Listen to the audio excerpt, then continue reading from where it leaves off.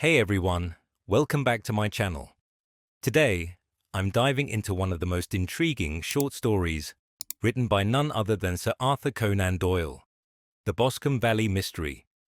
Now, grab a cup of tea or coffee, get cozy, and join me as we unravel a classic tale of suspicion, deception, and of course, our favorite detective, Sherlock Holmes. The Adventures of Sherlock Holmes by Sir Arthur Conan Doyle. Adventure 4, The Boscombe Valley Mystery.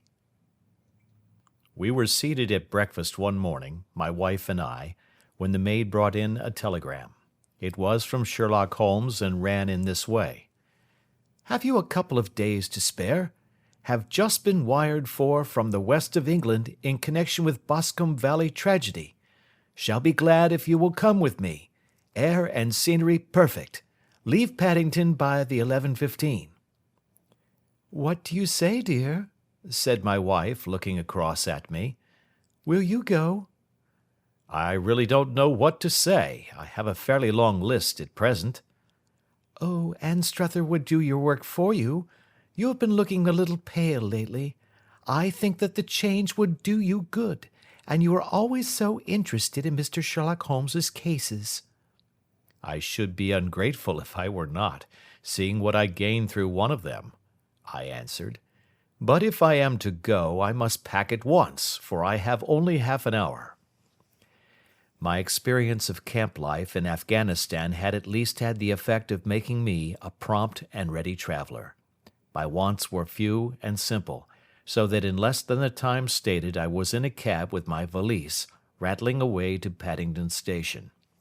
Sherlock Holmes was pacing up and down the platform, his tall, gaunt figure made even gaunter and taller by his long grey travelling cloak and close-fitting cloth cap. "It is really very good of you to come, Watson," said he. "It makes a considerable difference to me, having someone with me on whom I can thoroughly rely. Local aid is always either worthless or else biased. If you will keep the two corner seats, I shall get the tickets."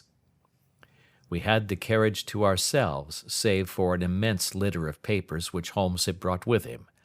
Among these he rummaged and read, with intervals of note-taking and of meditation, until we were past Reading. Then he suddenly rolled them all into a gigantic ball and tossed them up onto the rack. "Have you heard anything of the case?" he asked. "Not a word. I have not seen a paper for some days." "The London press has not had very full accounts. I have just been looking through all the recent papers in order to master the particulars. It seems, from what I gather, to be one of those simple cases which are so extremely difficult." "That sounds a little paradoxical." "But it is profoundly true. Singularity is almost invariably a clue. The more featureless and commonplace a crime is, the more difficult it is to bring it home. In this case, however, they have established a very serious case against the son of the murdered man." "It is a murder, then?" "Well, it is conjectured to be so. I shall take nothing for granted until I have the opportunity of looking personally into it. I will explain the state of things to you, as far as I've been able to understand it, in a very few words. Boscombe Valley is a country district not very far from Ross, in Herefordshire. The largest landed proprietor in that part is a Mr. John Turner, who made his money in Australia and returned some years ago to the old country. One of the farms which he held, that of Hatherley, was let to Mr. Charles McCarthy, who was also an ex-Australian.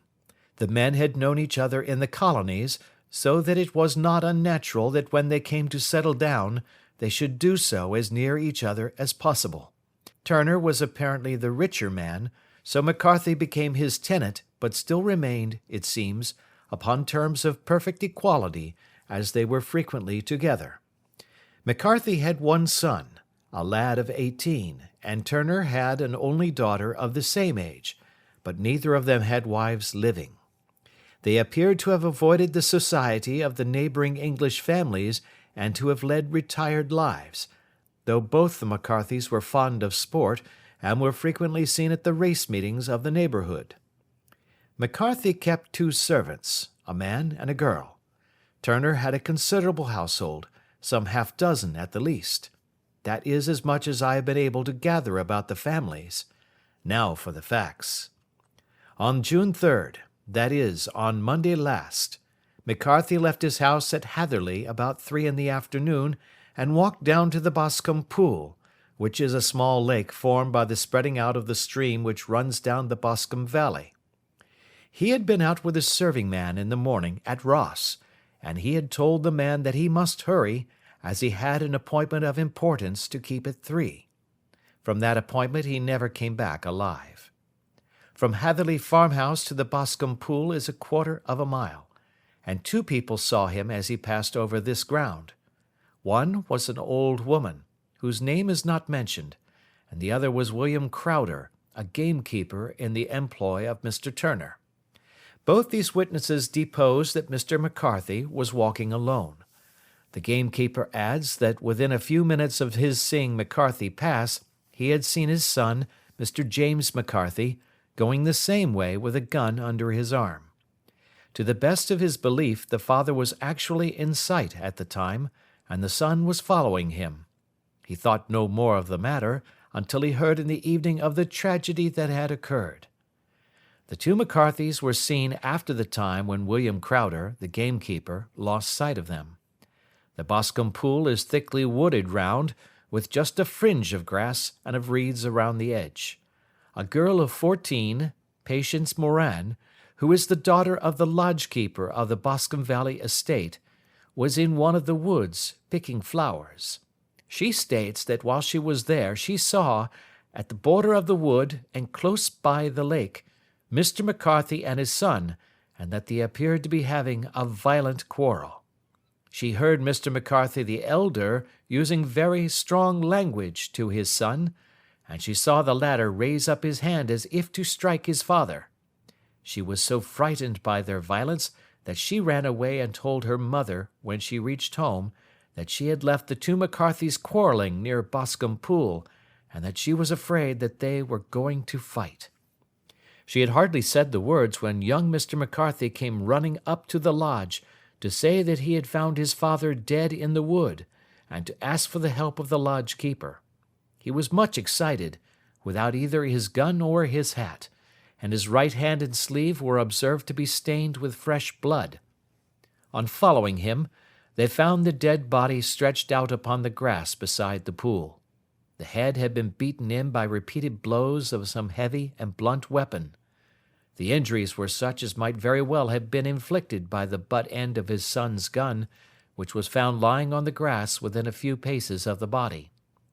Under these circumstances the young man was instantly arrested, and a verdict of wilful murder having been returned at the inquest on Tuesday, he was on Wednesday brought before the magistrates at Ross, who have referred the case to the next assizes. Those are the main facts of the case, as they came out before the coroner and the police court. "I could hardly imagine a more damning case," I remarked. "If ever circumstantial evidence pointed to a criminal, it does so here." "Circumstantial evidence is a very tricky thing," answered Holmes thoughtfully. "It may seem to point very straight to one thing, but if you shift your own point of view a little, you will find it pointing in an equally uncompromising manner to something entirely different. It must be confessed, however, that the case looks exceedingly grave against the young man, and it is very possible that he is indeed the culprit. There are several people in the neighbourhood, however, and among them Miss Turner, the daughter of the neighbouring landowner, who believe in his innocence, and who have retained Lestrade, whom you may recollect in connection with the study in scarlet, to work out the case in his interest. Lestrade, being rather puzzled, has referred the case to me, and hence it is that 2 middle-aged gentlemen are flying westward at 50 miles an hour, instead of quietly digesting their breakfasts at home.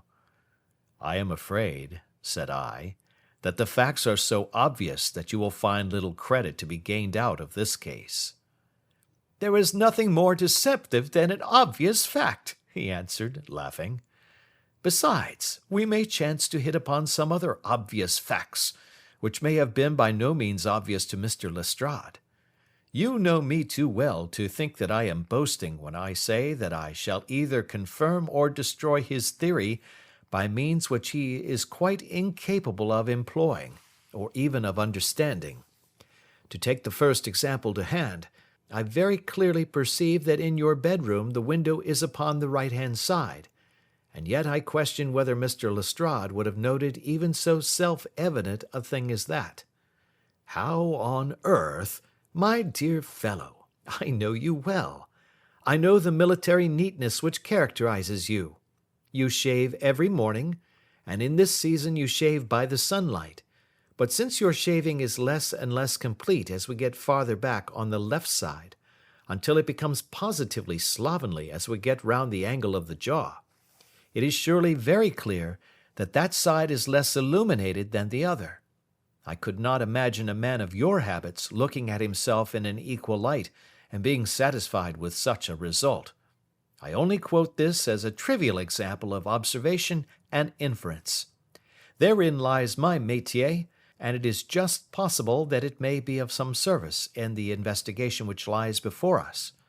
There are one or two minor points which were brought out in the inquest and which are worth considering. What are they? It appears that his arrest did not take place at once, but after the return to Hatherley Farm. On the inspector of constabulary informing him that he was a prisoner, he remarked that he was not surprised to hear it, and that it was no more than his deserts. This observation of his had the natural effect of removing any traces of doubt which might have remained in the minds of the coroner's jury. "It was a confession," I ejaculated. "No, for it was followed by a protestation of innocence."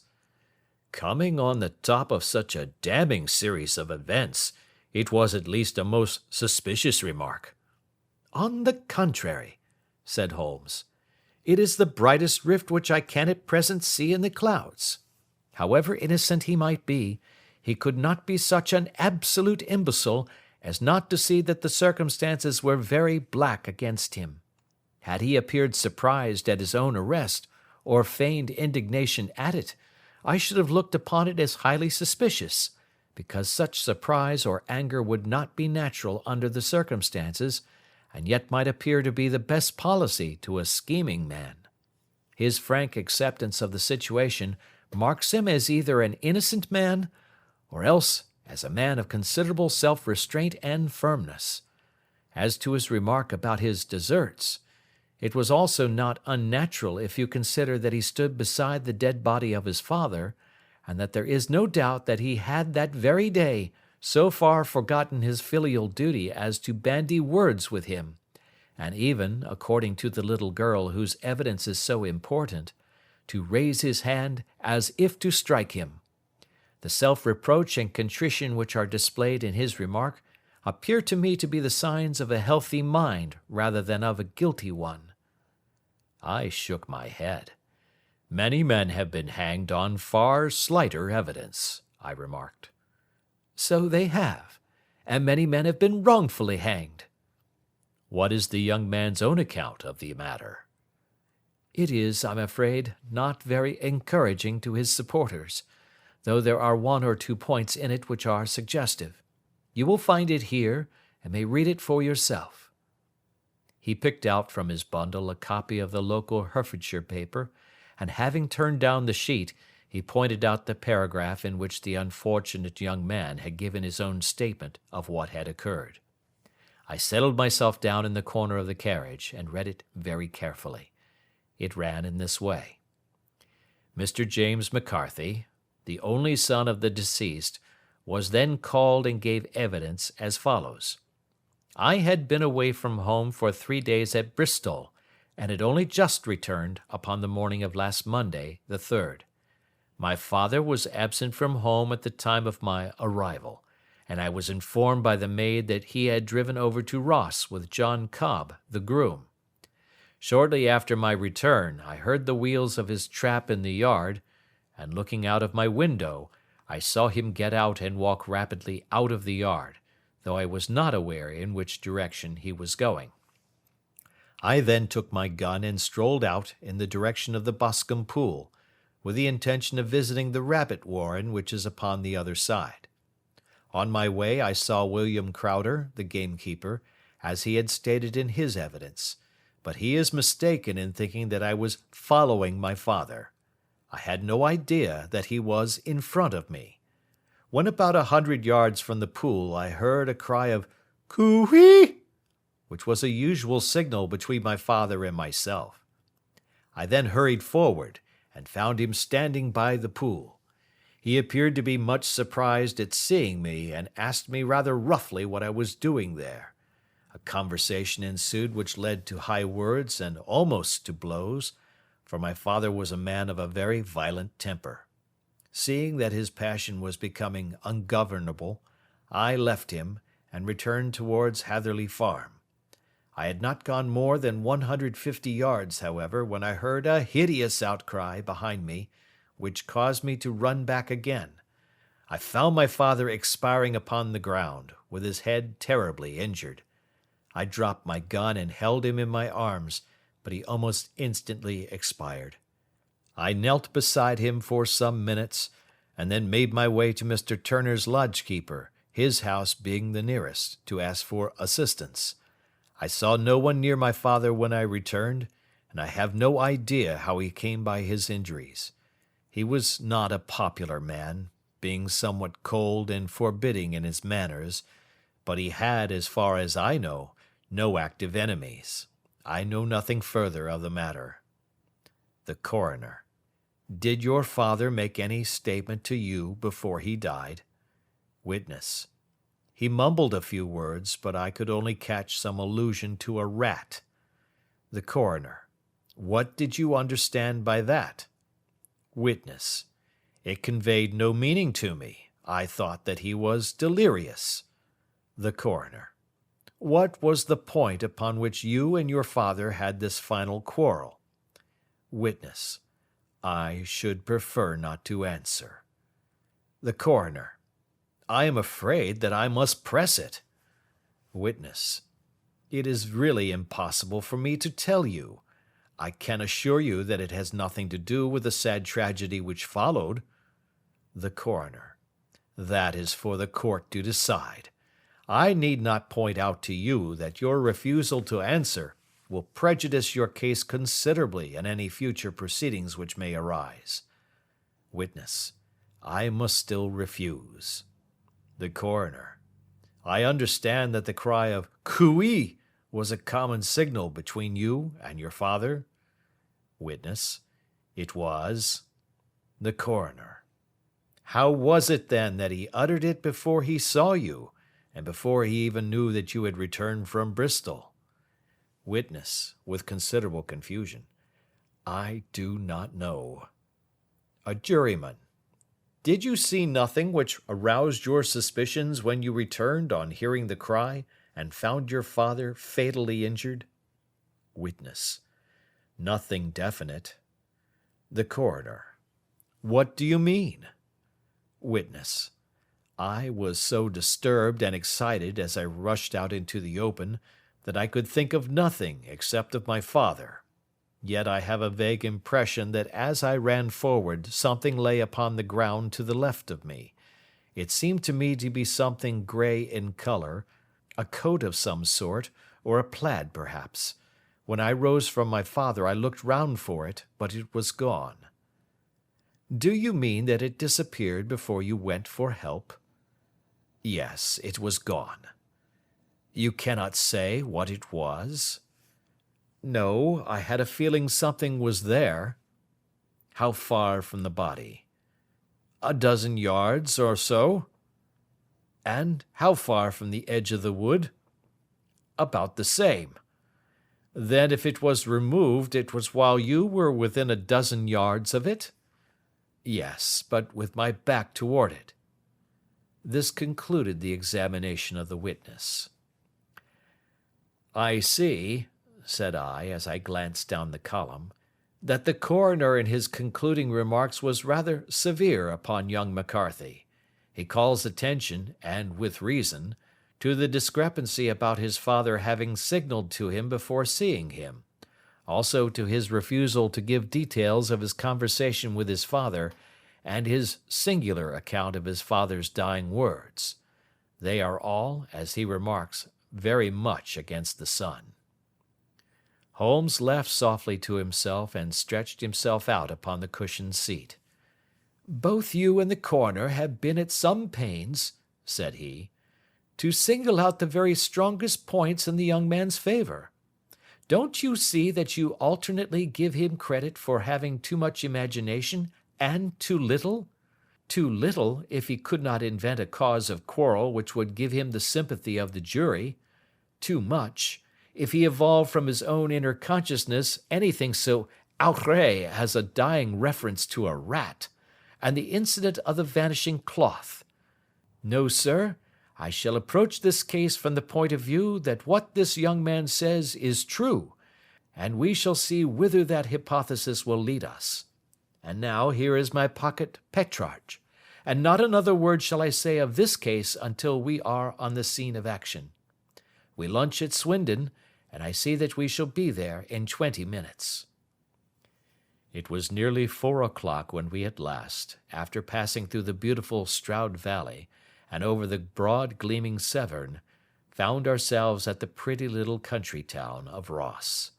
A lean, ferret-like man, furtive and sly-looking, was waiting for us upon the platform.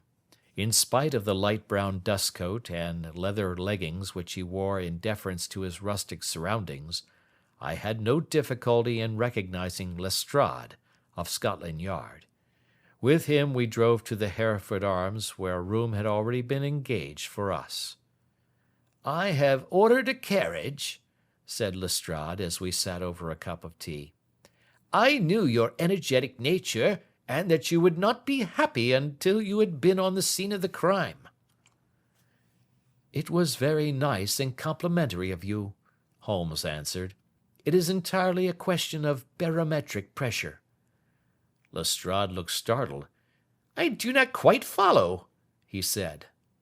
"How is the glass? 29, I see. No wind, and not a cloud in the sky.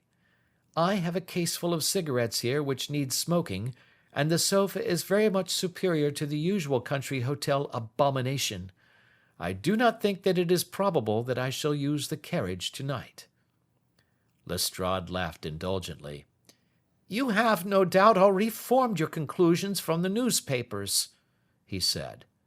"The case is as plain as a pikestaff, and the more one goes into it, the plainer it becomes.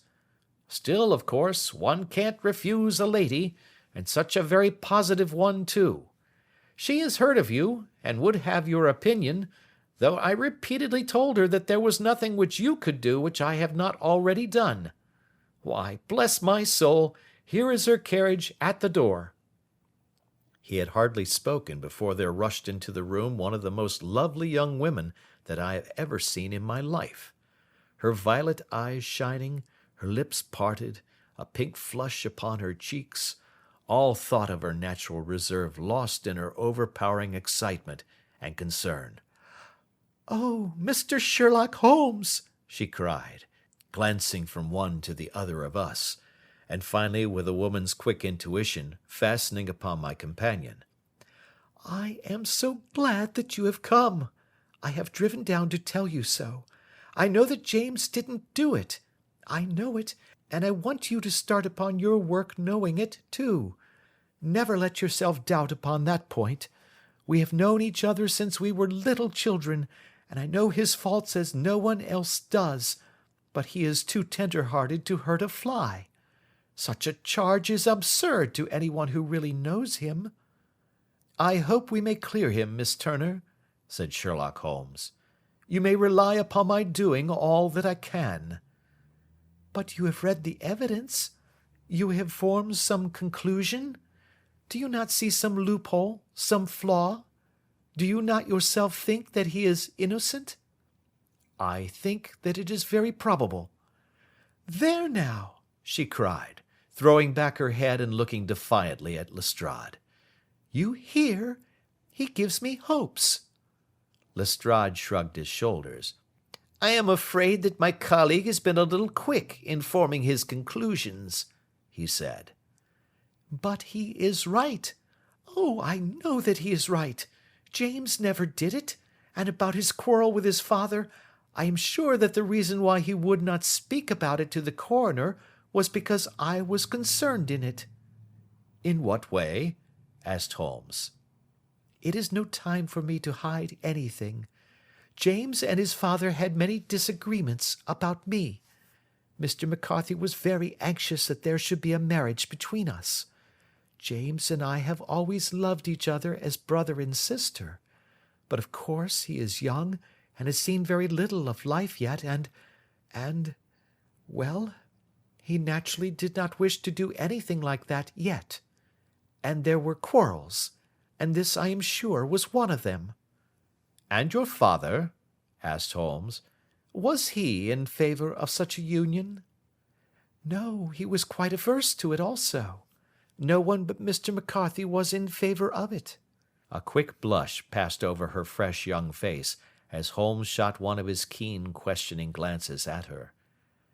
Thank you for this information, said he. May I see your father if I call tomorrow? I am afraid the doctor won't allow it. The doctor? Yes. Have you not heard? Poor father has never been strong for years back, but this has broken him down completely. He is taken to his bed, and Dr. Willows says that he is a wreck, and that his nervous system is shattered. Mr. McCarthy was the only man alive who had known Dad in the old days in Victoria. Ha! In Victoria? That is important.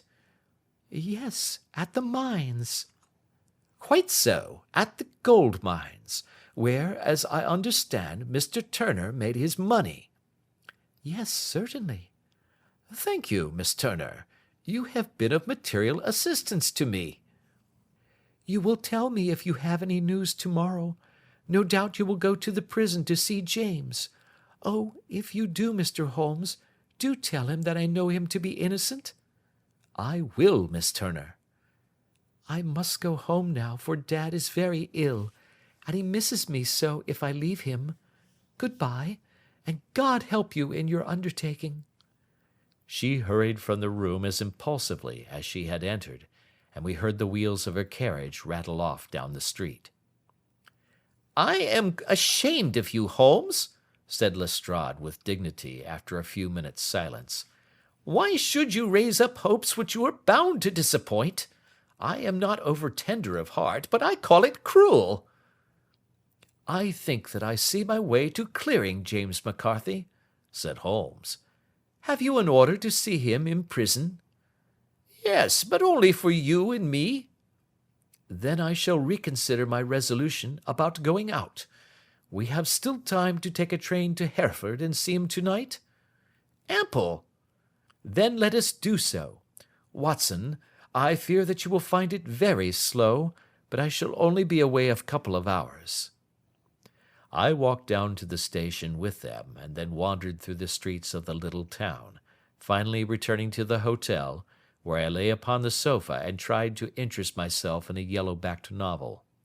The puny plot of the story was so thin, however, when compared to the deep mystery through which we were groping, and I found my attention wander so continually from the action to the fact, that I at last flung it across the room and gave myself up entirely to a consideration of the events of the day.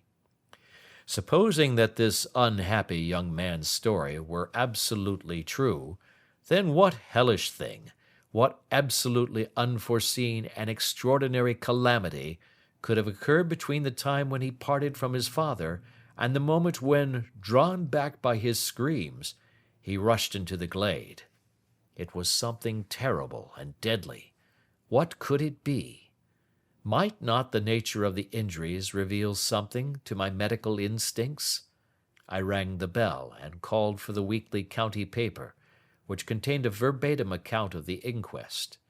In the surgeon's deposition it was stated that the posterior third of the left parietal bone and the left half of the occipital bone had been shattered by a heavy blow from a blunt weapon. I marked the spot upon my own head, Clearly, such a blow must have been struck from behind. That was to some extent in favor of the accused, as when seen quarreling, he was face to face with his father. Still, it did not go for very much, for the older man might have turned his back before the blow fell.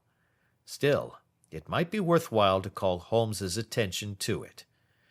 Then there was the peculiar dying reference to a rat. What could that mean? It could not be delirium. A man dying from a sudden blow does not commonly become delirious. No, it was more likely to be an attempt to explain how he met his fate. But what could it indicate? I cudgelled my brains to find some possible explanation. And then the incident of the grey cloth seen by young McCarthy. If that were true, the murderer must have dropped some part of his dress, presumably his overcoat, in his flight, and must have had the hardihood to return and to carry it away at the instant when the son was kneeling with his back turned not a dozen paces off. What a tissue of mysteries and improbabilities the whole thing was! I did not wonder at Lestrade's opinion, and yet I had so much faith in Sherlock Holmes's insight that I could not lose hope as long as every fresh fact seemed to strengthen his conviction of young McCarthy's innocence.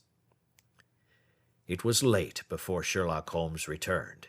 He came back alone, for Lestrade was staying in lodgings in the town.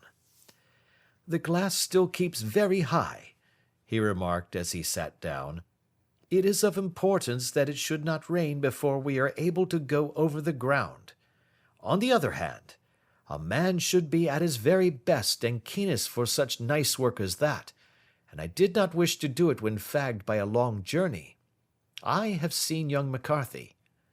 "And what did you learn from him?" "Nothing." "Could he throw no light?" "None at all.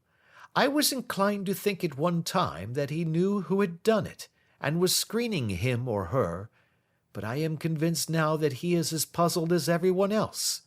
He is not a very quick-witted youth, though comely to look at and, I should think, sound at heart." "I cannot admire his taste," I remarked, "if it is indeed a fact that he was averse to a marriage with so charming a young lady as this Miss Turner." "Ah, thereby hangs a rather painful tale. This fellow is madly, insanely in love with her, but some 2 years ago, when he was only a lad, and before he really knew her, for she had been away 5 years at a boarding school, what does the idiot do but get into the clutches of a barmaid in Bristol, and marry her at a registry office? No one knows a word of the matter, but you can imagine how maddening it must be to him to be upbraided for not doing what he would give his very eyes to do, but what he knows to be absolutely impossible. It was sheer frenzy of this sort which made him throw his hands up into the air when his father, at their last interview, was goading him on to propose to Miss Turner.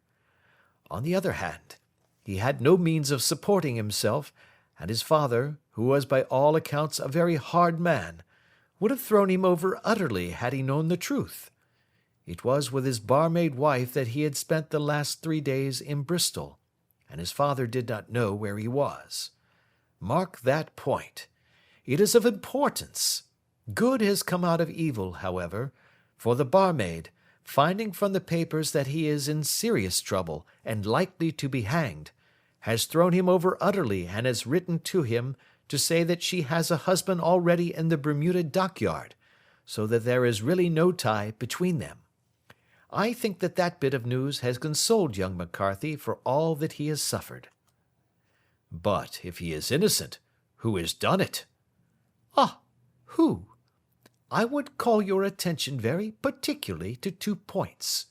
One is that the murdered man had an appointment with someone at the pool, and that the someone could not have been his son, for his son was away, and he did not know when he would return. The second is that the murdered man was heard to cry "Cooey" before he knew that his son had returned. Those are the crucial points upon which the case depends. And now let us talk about George Meredith, if you please, and we shall leave all minor matters until tomorrow." There was no rain, as Holmes had foretold, and the morning broke bright and cloudless. At 9 o'clock Lestrade called for us with the carriage, and we set off for Hatherley Farm and the Boscombe Pool. "There is serious news this morning," Lestrade observed. "It is said that Mr. Turner, of the Hall, is so ill that his life is despaired of." "An elderly man, I presume?" said Holmes. "About 60. But his constitution has been shattered by his life abroad, and he has been in failing health for some time. This business has had a very bad effect upon him. He was an old friend of McCarthy's, and, I may add, a great benefactor to him, for I have learned that he gave him Hatherley Farm rent-free." "Indeed, that is interesting," said Holmes. "Oh yes, in 100 other ways he has helped him. Everybody about here speaks of his kindness to him.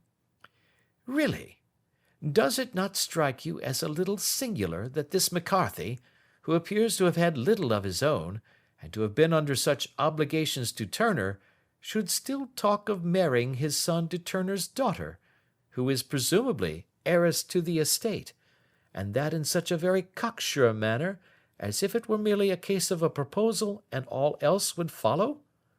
It is the more strange, since we know that Turner himself was averse to the idea. The daughter told us as much. Do you not deduce something from that?" "We have got to the deductions and the inferences," said Lestrade, winking at me. "I find it hard enough to tackle facts, Holmes, without flying away after theories and fancies." "You are right," said Holmes demurely. "You do find it very hard to tackle the facts." "Anyhow, I have grasped one fact which you seem to find it difficult to get hold of," replied Lestrade with some warmth. "And that is?" "That McCarthy Sr. met his death from McCarthy Jr., and that all theories to the contrary are the merest moonshine." "Well, moonshine is a brighter thing than fog," said Holmes, laughing. "But I am very much mistaken if this is not Hatherley Farm upon the left."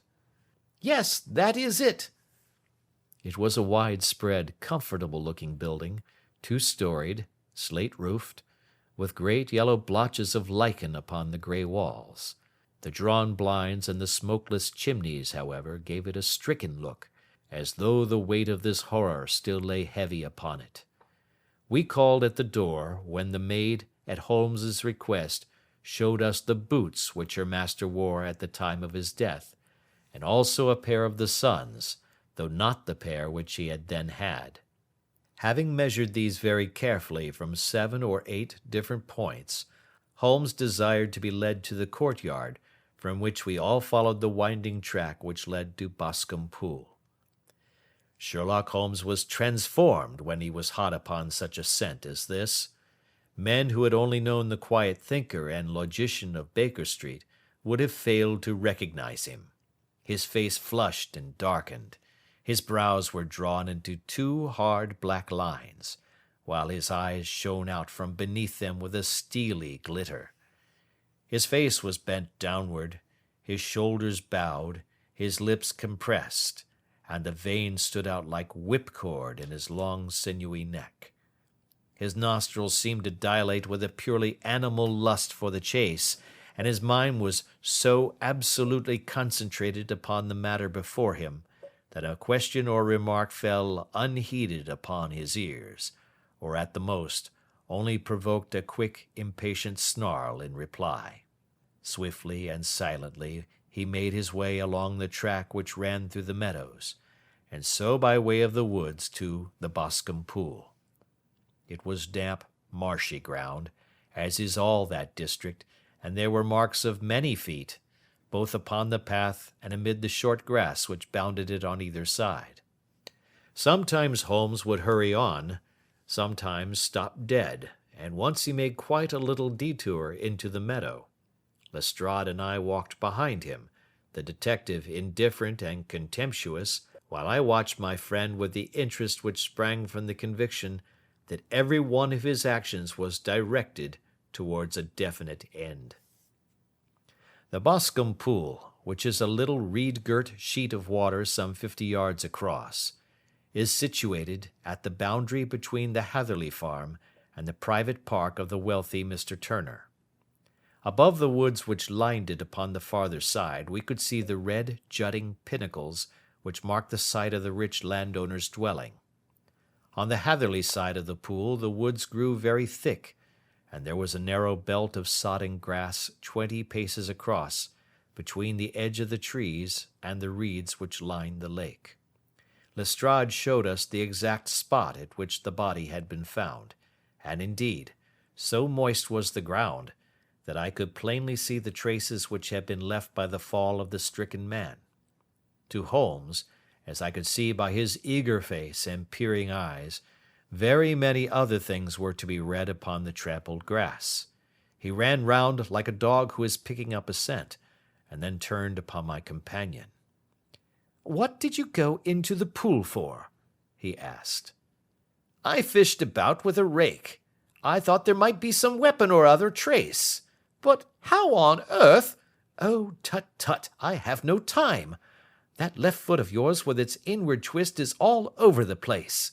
A mole could trace it, and there it vanishes among the reeds. Oh, how simple it would all have been had I been here before they came like a herd of buffalo and wallowed all over it. Here is where the party with the lodge-keeper came, and they have covered all tracks for 6 or 8 feet round the body. But here are 3 separate tracks of the same feet." He drew out a lens and lay down upon his waterproof to have a better view, talking all the time rather to himself than to us. "These are young McCarthy's feet. Twice he was walking, and once he ran swiftly, so that the soles are deeply marked and the heels hardly visible. That bears out his story. He ran when he saw his father on the ground. Then here are the father's feet as he paced up and down. What is this, then? It is the butt end of the gun as the son stood listening. And this? Ha ha! What have we here? Tiptoes! Tiptoes! Square, too, quite unusual boots. They come, they go, they come again. Of course, that was for the cloak. Now where did they come from?" He ran up and down, sometimes losing, sometimes finding the track until we were well within the edge of the wood, and under the shadow of a great beech, the largest tree in the neighbourhood. Holmes traced his way to the farther side of this, and lay down once more upon his face with a little cry of satisfaction. For a long time he remained there, turning over the leaves and dried sticks, gathering up what seemed to me to be dust into an envelope, and examining with his lens not only the ground, but even the bark of the tree as far as he could reach. A jagged stone was lying among the moss, and this also he carefully examined and retained. Then he followed a pathway through the wood until he came to the high road, where all traces were lost. "It has been a case of considerable interest," he remarked, returning to his natural manner. "I fancy that this grey house on the right must be the lodge. I think that I will go in and have a word with Moran, and perhaps write a little note. Having done that, we may drive back to our luncheon. You may walk to the cab, and I shall be with you presently." It was about 10 minutes before we regained our cab and drove back into Ross, Holmes still carrying with him the stone which he had picked up in the wood. "This may interest you, Lestrade," he remarked, holding it out. "The murder was done with it." "I see no marks." "There are none." "How do you know, then?" "The grass was growing under it. It had only lain there a few days. There was no sign of a place whence it had been taken. It corresponds with the injuries. There is no sign of any other weapon." "And the murderer?" "Is a tall man, left-handed, limps with the right leg, wears thick-soled shooting boots and a grey cloak, smokes Indian cigars, uses a cigar-holder, and carries a blunt penknife in his pocket. There are several other indications, but these may be enough to aid us in our search." Lestrade laughed. I am afraid that I am still a skeptic, he said. Theories are all very well, but we have to deal with a hard-headed British jury. Nous verrons, answered Holmes calmly. You work your own method, and I shall work mine. I shall be busy this afternoon, and shall probably return to London by the evening train. And leave your case unfinished? No, finished. But the mystery? It is solved. Who was the criminal, then? The gentleman I describe. But who is he? Surely it would not be difficult to find out. This is not such a populous neighbourhood. Lestrade shrugged his shoulders. I am a practical man, he said, and I really cannot undertake to go about the country looking for a left-handed gentleman with a game leg. I should become the laughing-stock of Scotland Yard. All right, said Holmes quietly. I have given you the chance. Here are your lodgings. Good-bye. I shall drop you a line before I leave. Having left Lestrade at his rooms, we drove to our hotel, where we found lunch upon the table. Holmes was silent and buried in thought, with a pained expression upon his face, as one who finds himself in a perplexing position. Look here, Watson, he said when the cloth was cleared. Just sit down in this chair and let me preach to you for a little. I don't know quite what to do, and I should value your advice. Light a cigar and let me expound. Pray do so. Well now, in considering this case, there are 2 points about young McCarthy's narrative which struck us both instantly, although they impressed me in his favour and you against him. One was the fact that his father should, according to his account, cry cooee before seeing him. The other was his singular dying reference to a rat. He mumbled several words, you understand, but that was all that caught the son's ear. Now from this double point our research must commence, and we will begin it by presuming that what the lad says is absolutely true. What of this cooee, then? Well, obviously, it could not have been meant for the son. The son, as far as he knew, was in Bristol. It was mere chance that he was within earshot. The cooee was meant to attract the attention of whoever it was that he had the appointment with. But cooee is a distinctly Australian cry, and one which is used between Australians. There is a strong presumption that the person whom McCarthy expected to meet him at Boscombe Pool was someone who had been in Australia. What of the rat, then? Sherlock Holmes took a folded paper from his pocket and flattened it out on the table. This is a map of the colony of Victoria, he said. I wired to Bristol for it last night. He put his hand over part of the map. What do you read? A rat, I read. And now? He raised his hand. Ballarat. Quite so. That was the word the man uttered, and of which his son only caught the last 2 syllables. He was trying to utter the name of his murderer, so-and-so of Ballarat. It is wonderful, I exclaimed. It is obvious. And now you see I had narrowed the field down considerably. The possession of a grey garment was a 3rd point which, granting the son's statement to be correct, was a certainty. We have come now out of mere vagueness to the definite conception of an Australian from Ballarat with a grey cloak. Certainly. And one who was at home in the district, for the pool can only be approached by the farm or by the estate, where strangers could hardly wander. Quite so. Then comes our expedition of today. By an examination of the ground, I gained the trifling details which I gave to that imbecile Lestrade, as to the personality of the criminal. But how did you gain them? You know my method. It is founded upon the observation of trifles. His height I know that you might roughly judge from the length of his stride. His boots, too, might be told from their traces. Yes, they were peculiar boots. But his lameness? The impression of his right foot was always less distinct than his left. He put less weight upon it. Why? Because he limped. He was lame. But his left-handedness? You were yourself struck by the nature of the injury as recorded by the surgeon at the inquest. The blow was struck from immediately behind, and yet was upon the left side. Now, how can that be unless it were by a left-handed man? He had stood behind that tree during the interview between the father and the son. He had even smoked there. I found the ash of a cigar, which my special knowledge of tobacco ashes enables me to pronounce as an Indian cigar. I have, as you know, devoted some attention to this, and written a little monograph on the ashes of 140 different varieties of pipe, cigar, and cigarette tobacco. Having found the ash, I then looked round and discovered the stump among the moss where he had tossed it.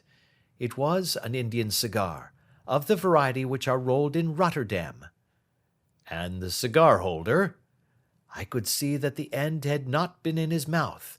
Therefore he used a holder. The tip had been cut off, not bitten off, but the cut was not a clean one, so I deduced a blunt penknife. Holmes, I said, you have drawn a net round this man from which he cannot escape, and you have saved an innocent human life as truly as if you had cut the cord which was hanging him. I see the direction in which all this points. The culprit is Mr. John Turner, cried the hotel waiter, opening the door of our sitting room and ushering in a visitor. The man who entered was a strange and impressive figure.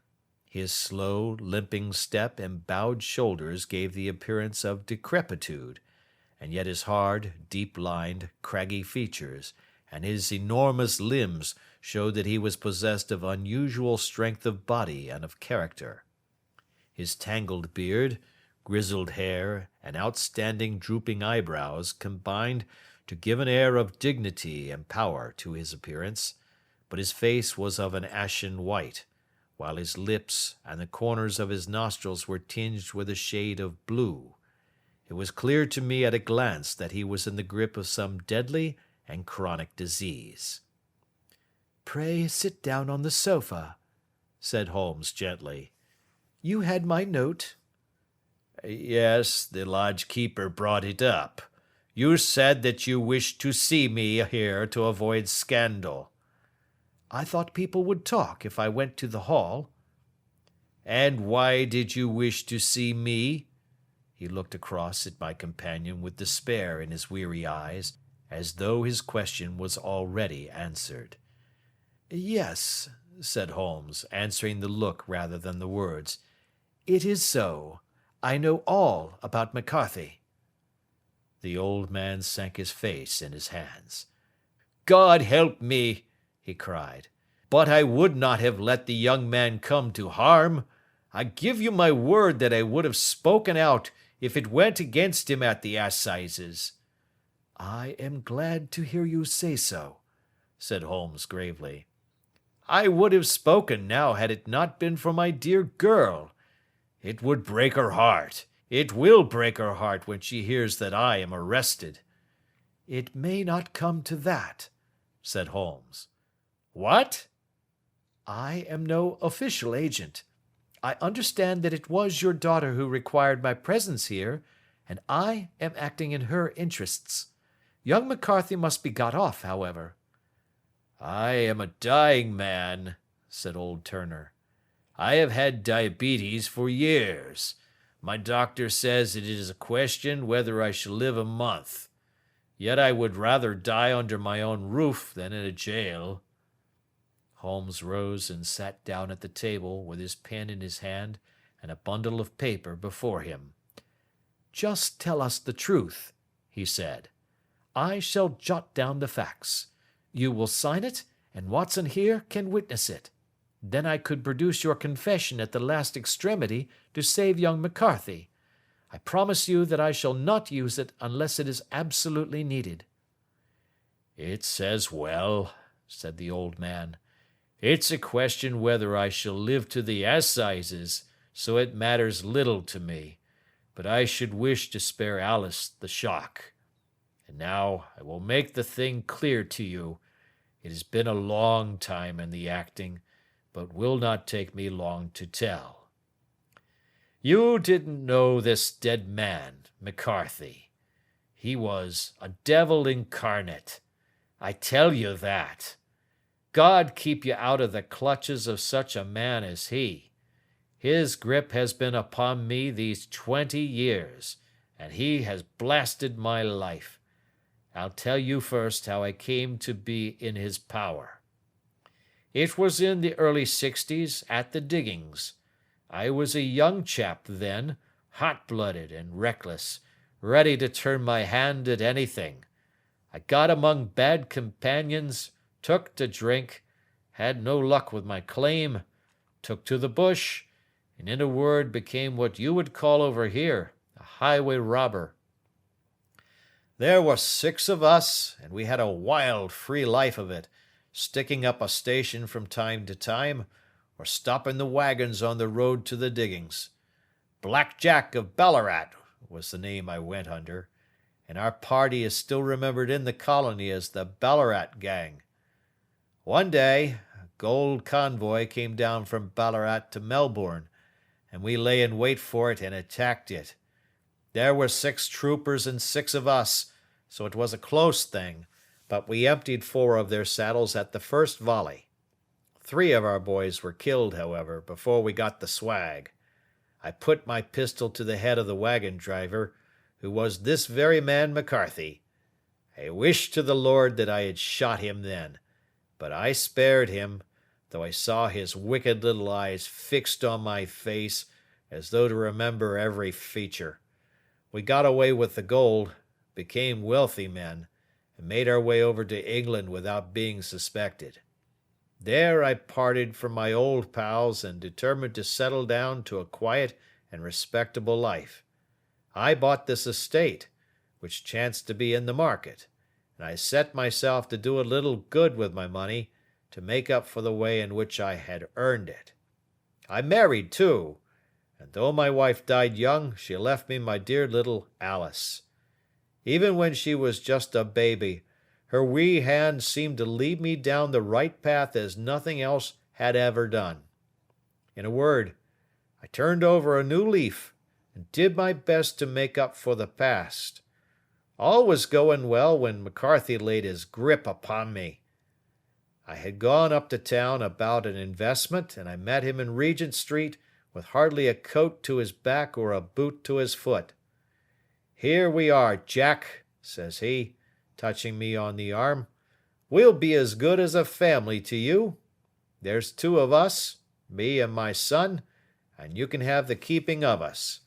If you don't, it's a fine law-abiding country is England, and there's always a policeman within hail." Well, down they came to the West Country. There was no shaking them off, and there they have lived rent-free on my best land ever since.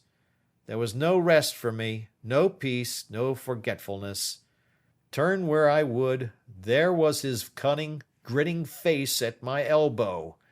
It grew worse as Alice grew up, for he soon saw I was more afraid of her knowing my past than of the police. Whatever he wanted he must have, and whatever it was I gave him without question, land, money, houses, until at last he asked a thing which I could not give. He asked for Alice. His son, you see, had grown up, and so had my girl, and as I was known to be in weak health, it seemed a fine stroke to him that his lad should step into the whole property. But there I was firm. I would not have his cursed stock mixed with mine. Not that I had any dislike to the lad, but his blood was in him, and that was enough. I stood firm. McCarthy threatened. I braved him to do his worst. We were to meet at the pool midway between our houses to talk it over. When I went down there I found him talking with his son, so I smoked a cigar and waited behind a tree until he should be alone. But as I listened to his talk, all that was black and bitter in me seemed to come uppermost.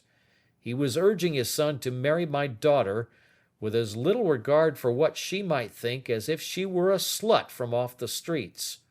It drove me mad to think that I and all that I held most dear should be in the power of such a man as this. Could I not snap the bond? I was already a dying and desperate man. Though clear of mind and fairly strong of limb, I knew that my own fate was sealed. But my memory and my girl, both could be saved if I could but silence that foul tongue. I did it, Mr. Holmes. I would do it again. Deeply as I have sinned, I have led a life of martyrdom to atone for it.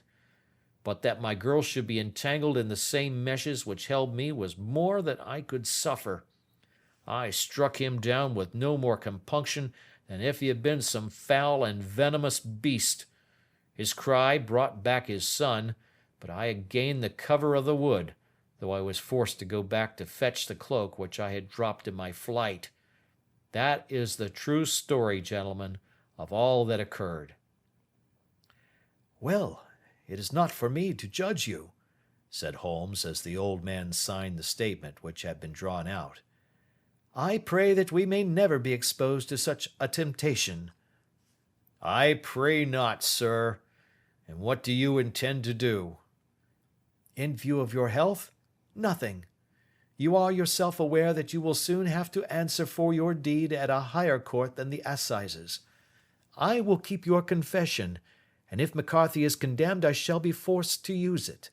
If not, it shall never be seen by mortal eye, and your secret, whether you be alive or dead, shall be safe with us. Farewell, then, said the old man solemnly. Your own deathbeds, when they come, will be the easier for the thought of the peace which you have given to mine. Tottering and shaking in all his giant frame, he stumbled slowly from the room. God help us, said Holmes after a long silence. Why does fate play such tricks with poor helpless worms? I never hear of such a case as this that I do not think of Baxter's words and say, there, but for the grace of God, goes Sherlock Holmes. James McCarthy was acquitted at the assizes on the strength of a number of objections which had been drawn out by Holmes and submitted to the defending counsel. Old Turner lived for 7 months after our interview, but he is now dead, and there is every prospect that the son and daughter may come to live happily together in ignorance of the black cloud which rests upon their past. So, what do you think about the Boscombe Valley Mystery? Did you enjoy the twist? Have you ever read any Sherlock Holmes stories? Let me know in the comments below. Don't forget to give this video a thumbs up if you loved it and subscribe for more mysterious adventures. Until next time, keep your minds sharp and your magnifying glasses ready.